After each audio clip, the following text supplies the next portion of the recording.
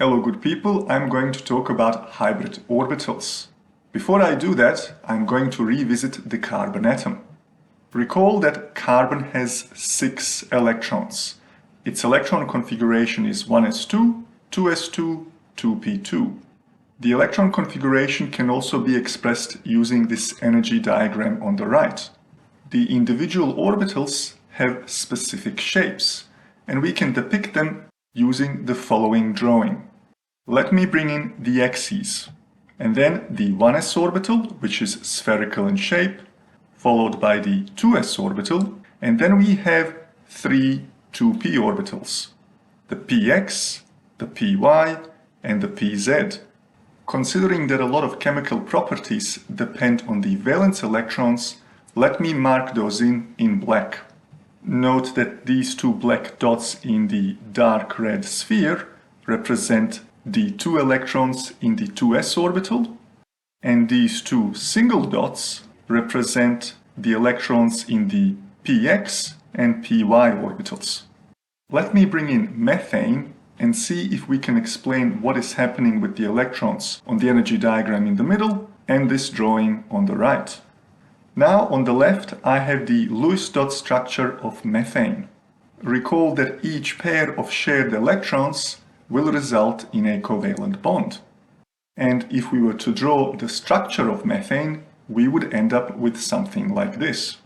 And due to the valence shell electron pair repulsion model, the bonding electrons will be as far apart from each other as possible. This is all good, but we do have a bit of a problem. How do we reconcile the molecular shape of methane and the Lewis dot structure with the energy diagram? According to the Lewis dot structure, each valence electron of carbon is being paired up with 1 valence electron of hydrogen. I suppose I could pair up the px electron with an electron from hydrogen and the py electron with another electron from hydrogen. But then what? Yes, I have the pz orbital and it can accept 2 electrons. So maybe I can place the 2 remaining electrons of the 2 remaining hydrogens there. And what would that whole business look on the drawing on the right? Let me bring in 4 hydrogen atoms. I have chosen to represent each hydrogen atom with this fuzzy sphere. More precisely, the fuzzy sphere represents the 1s orbital of the hydrogen atom, and the white dot represents the single electron present there. And now I'm going to drag these 4 hydrogens across and see if I could get them to line up with the p orbitals of the carbon atom. The hydrogens on the py orbital and the px orbital are okay. They are sharing their electrons with the carbon.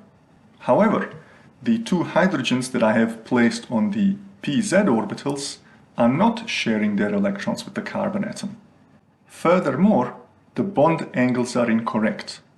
We know that the bond angles of methane are 109.5 degrees, but these p orbitals are only 90 degrees apart.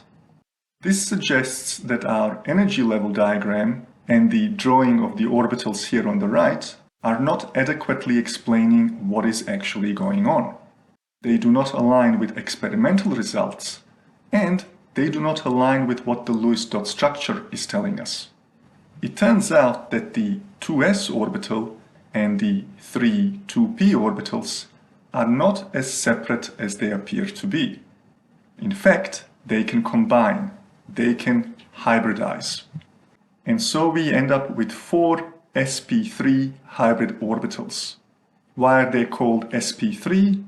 Well, they are 1 part s and 3 parts p.